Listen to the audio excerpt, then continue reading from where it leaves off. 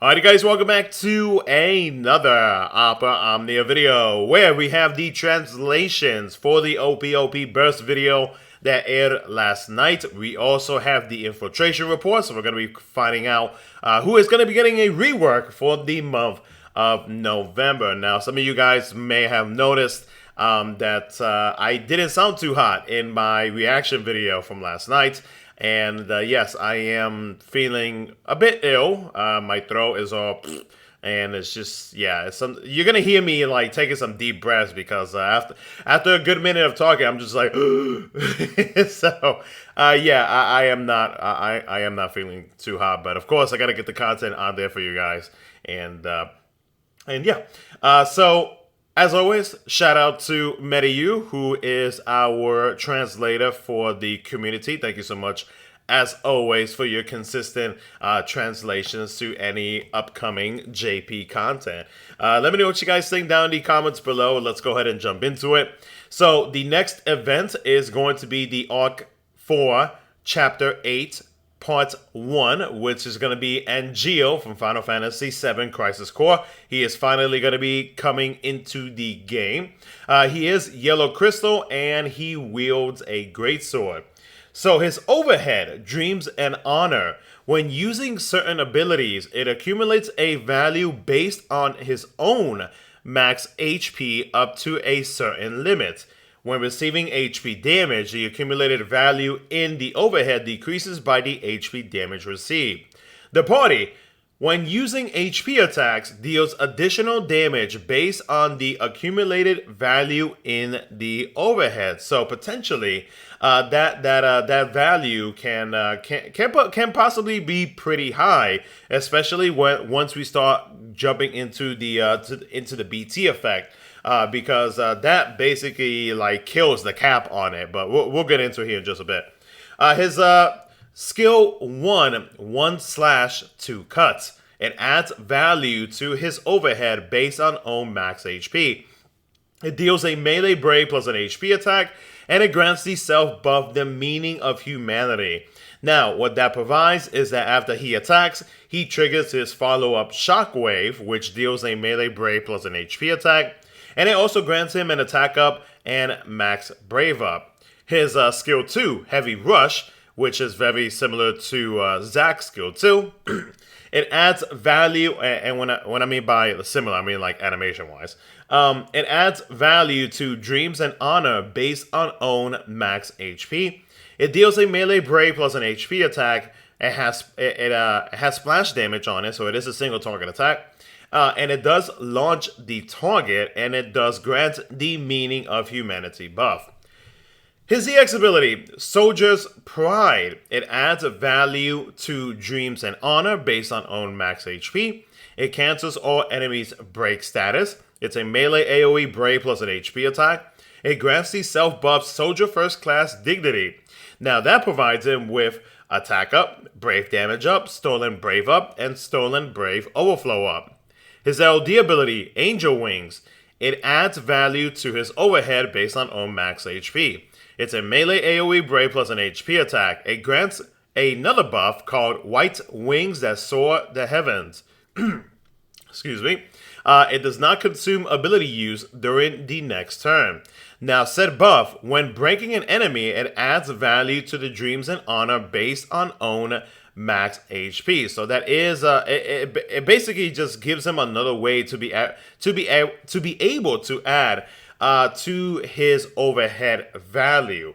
It also grants it with max HP up, max brave up, and HP damage up. Now his FR with Dorgon as his partner, his FR ability is called Heart and Soul. It adds value to his overhead based on max HP. It cancels all enemies' break status, and it's a melee AoE brave plus an HP attack. When it comes to his conditions, the first one being that you need to use a melee ability, and the second one is just to have an overhead. Now his BT ability is where things really get interesting. So his BT effect makes it so that he gains a max HP up increase. It does remove the cap from the value stored in dreams and honor. Now, removing a cap is basically, it's very similar to how Astos overhead works whenever his BT effect is active, meaning that the additional damage that that's what do you call it?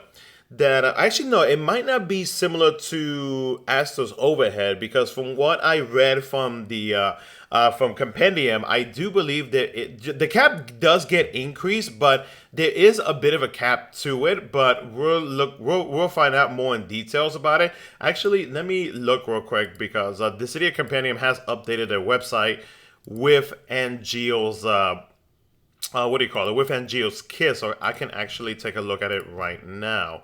So it says here, so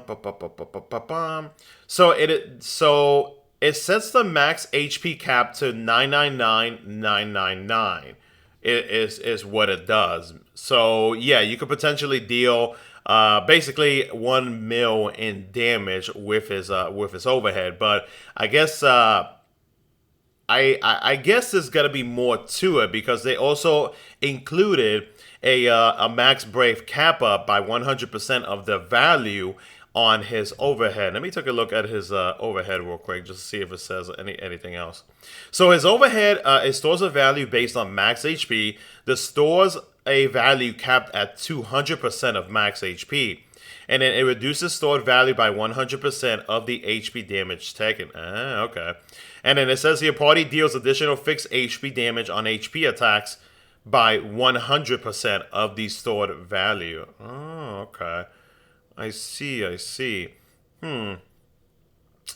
If that's the case, and if his BT effect basically, so his BT effect basically removes the cap on his overhead, which is the 200% of his max HP. So yeah, it is pretty similar to Astro's BT effect. Yeah, it is very similar to how it works, except that with this is HP, Astro's is Brave. So yeah, there is a bit of a difference between both. Okay.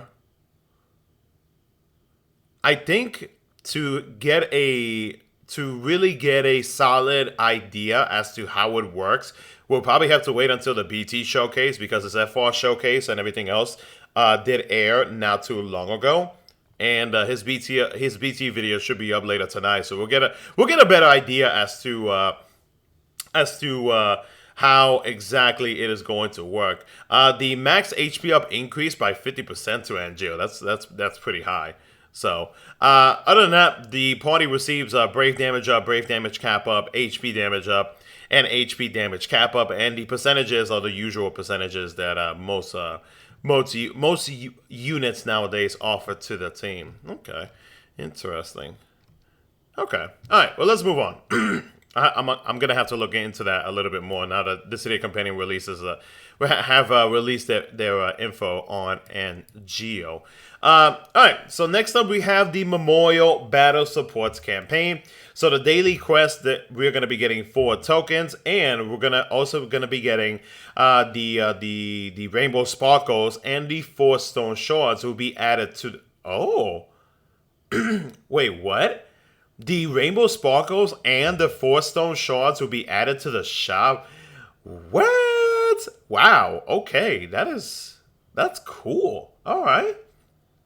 Not expecting the Rainbow Sparkles to get in there, but all right, we'll take it. The campaign banners. The first banner will be featuring Amaranth, Yida, and Luna Freya. The second banner will be featuring Vice, Zidane, and Kais. Oh, not Kais. Yeah, Kais. There will be animated stickers, and 4 stone shards will be added to both co-op shops. BT tokens and bonus tokens, which is the new icon that has like a big red B on it, will be added as part of the Memorial Battle Support missions. There is a bonus token. The bonus token, excuse me, is a new token that can be exchanged for Ultimate Coloring Brilliance, the Rainbow Sparkles, BT Nuggies, the 4 Stone Shards, Power Pieces, etc. So there was a screenshot that I did notice. What do you call it? Let me see if I can find it real quick. Give me 1 second. So this screenshot, and let's see here if I can open it up. So yeah, this screenshot basically what it provides. Actually, I can show it to you. I don't think it's gonna be an issue. But yeah, this is what the new tokens provides to players. So as you can see here, like you can exchange it for nuggets. There is a cap on the nuggets. We also have Ultima. The Providence cores, and there's actually no cap to it, which is actually pretty nice. But it also depends on like how often. Like I don't know if these tokens is something that we're gonna be getting often, or if it's gonna be like related to a whatchamacallit, like a support campaign or something like that. But yeah, shout out to Doritos for sharing that. I was trying to see if anybody has screenshotted it here on Discord. But yeah, so you can exchange it for some of the items that you actually see here, which is pretty cool. Oh, what you call it? So yeah, this is I guess pretty neat. I mean, I'll take it. I mean, like one of these BT, well, excuse me, one of these letter B tokens. I was gonna say BT tokens.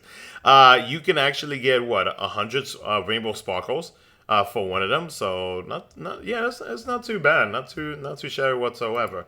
Let me switch over back to Discord. Oh, back to my server. So, only reason I did that is because I guess like privacy reasons. In case anybody is picky on that. Anyways, what else is there? Oh, the Crystal Crest rerolls will be free as well. I'm not sure when that is going to be happening. I'm assuming that we already have access to the bonus token shop, seeing as how he shared that screenshot. So I'm going to assume that yeah, that's the case. Okay, so next up we have the Act 4, Chapter 8, Part 2. Which is going to be featuring Agrius, who is going to be getting her FR boards, BT, and a rework. And then Agrius and Onion Knight are going to be getting their Force level 50. Now, Agrius' FR ability, Noble Oath, with Beatrix as a partner. It's a melee AoE Brave plus an HP attack. It inflicts paralysis to all enemies. The conditions is whenever a turn passes with a character selecting an attack command against an enemy inflicted with a debuff that includes unable to act effect. And then whenever the turn passes with a character having a stacked buff or an overhead, it increases the HP damage bonus. Now her BT ability, Unwavering Trust, a melee AoE Brave plus an HP attack. The BT effect, the party. Whenever a turn passes with a character selecting an attack command against an enemy inflicted with a debuff that includes unable to act effect, it triggers the follow-up attack illusory. Wait, is that how you say it? Yeah, illusory strike follow-up. Yeah, I'm not even gonna try. I'm not feeling well. Leave me alone. The party also gains brave damage up, brave damage cap up. Excuse me. HP damage up and HP damage cap up. Now, said follow-up, it deals 1% of the enemy max HP. It is unaffected by HP damage manipulation, excuse me. Oh, God. Effects, and it cannot overwrite HP gauge. Now, this is basically an HP poison is what it is. So, yeah, the enemy will be taking 1% of their max HP, I'm assuming on their turn. This is going to be on our turn. Then, if it's going to be like similar to XDev's BT or XDev's HP poison, I'm going to assume is probably how it's going to be. I don't know. We'll wait and see whenever the showcases do pop up. It deals a melee AoE Brave plus an HP attack. It recovers Brave to the party based on the HP damage dealt. And it extends debuffs inflicted by Agrius by one action. Now, if we keep scrolling down, now we have the infiltration report. And this is going to be the last thing for this video. So there is going to be a Heretic event. The rewards will include enhancement points and 4 stone shards. Now, when it comes to reworks, Onion Knights and Agrius are going to be getting a rework on November the 7th. Ico is going to be getting a rework on the 14th. And then Garland and Hope are going to be getting a rework on the 21st. So that means that Onion Knight is going to be getting his FR Echo, Agrius, of course, FR and BT.